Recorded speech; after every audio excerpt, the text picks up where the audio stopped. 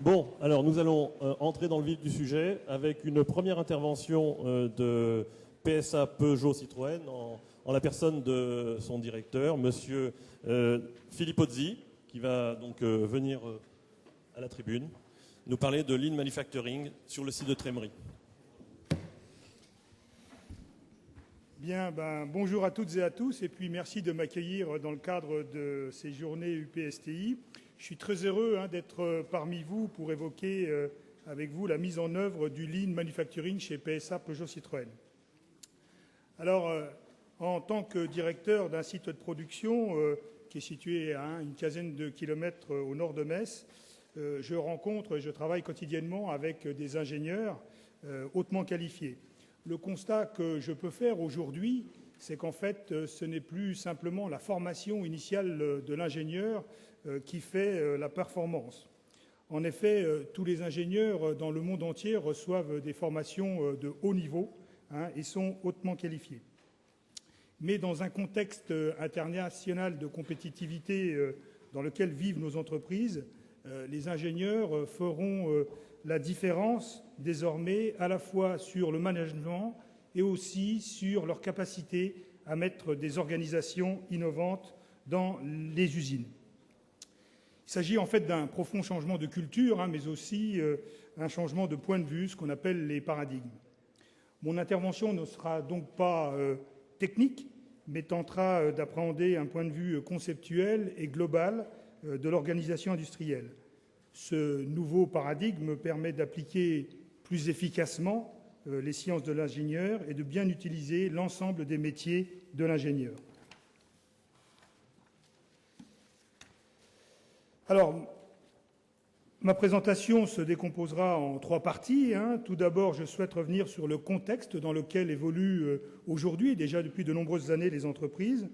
Ensuite, je vous propose de vous montrer comment le Lean Manufacturing est une réponse pour optimiser la performance économique des entreprises. Et puis enfin, je vous exposerai comment, chez PSA Peugeot Citroën, nous déployons ce Lean Manufacturing.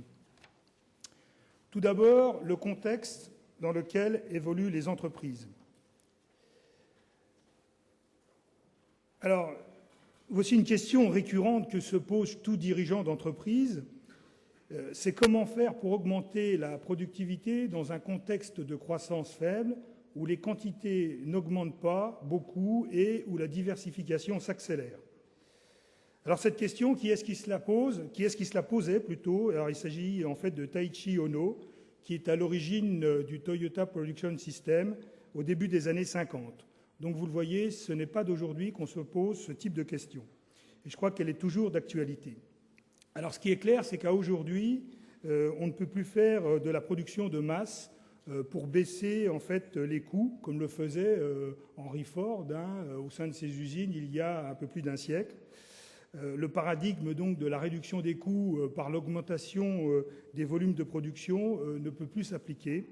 De même, le paradigme de la reconduction des recettes qu'on a pu mettre en place jusqu'à aujourd'hui ne fonctionne plus.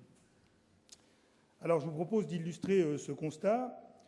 Ce petit schéma-là qui apparaît vous rappelle une simple loi du marché à laquelle nous sommes tous confrontés, qui est que lorsqu'on met un produit sur le marché, eh bien, au fil du temps, son prix de vente baisse.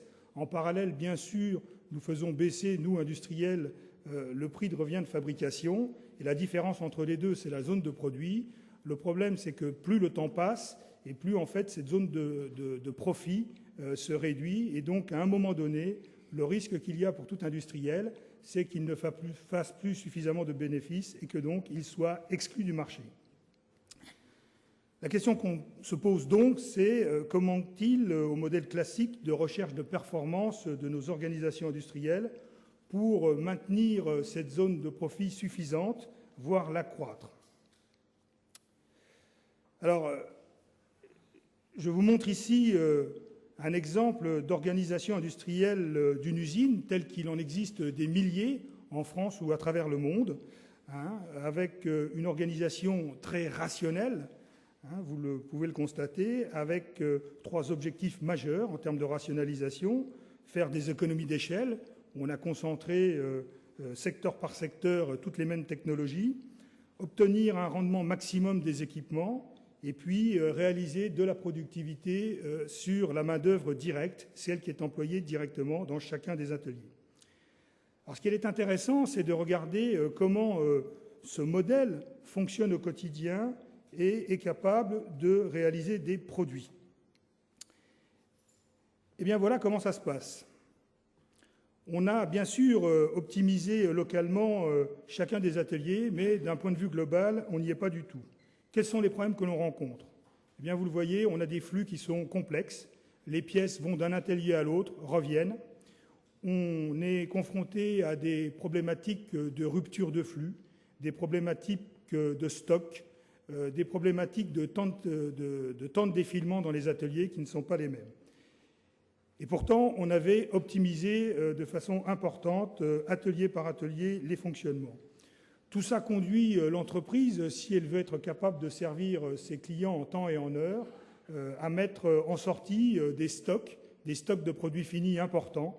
Et donc tout cela génère de nombreux coûts.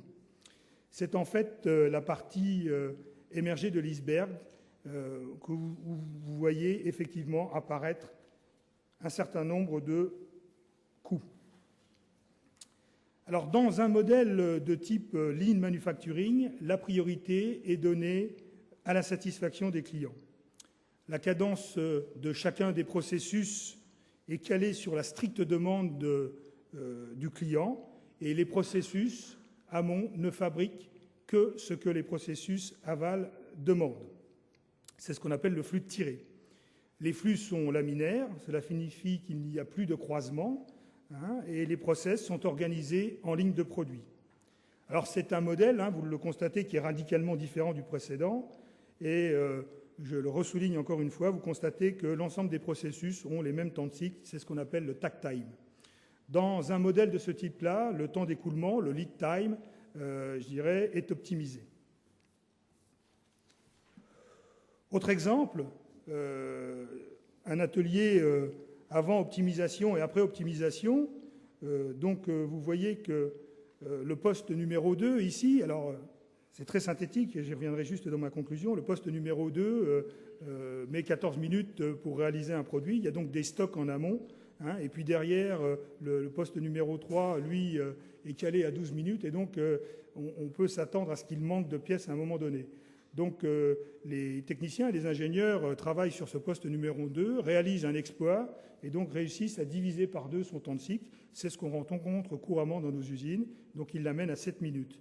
Mais quand on regarde, donc en fait on a divisé par 2 le temps de cycle, on a gagné 50%, on a doublé la productivité de ce poste. Malheureusement, quand on regarde de façon globale le flux, on s'aperçoit que finalement, c'est maintenant le temps de cycle du poste numéro 3 qui est menant, et au final, on n'a gagné que 14%. Donc on a engagé beaucoup d'énergie, beaucoup de ressources sur un poste pour gagner peu. Alors, ces deux exemples peuvent vous paraître simples, voire même simplistes, mais c'est ce que l'on rencontre tous les jours dans nos usines.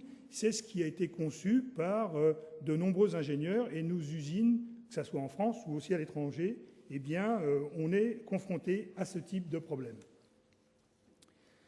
Dans un système de type Lean, le processus d'amélioration se focalise donc sur la suppression des tâches à non-valeur ajoutée, c'est-à-dire celles pour lesquelles le client ne veut pas payer. Alors, comme on le voit sur le schéma de droite, l'enjeu est double, puisque l'élimination des tâches sans valeur ajoutée permet d'améliorer la productivité et donc de réduire les coûts. C'est donc de la performance interne au niveau de l'entreprise et donc de la maintenir toujours compétitive dans le marché. Et puis d'autre part, ce travail va permettre à l'entreprise d'améliorer sa performance externe vis-à-vis du client, c'est-à-dire qu'elle est capable de mettre sur le marché des produits beaucoup plus rapidement que, par exemple, une entreprise B.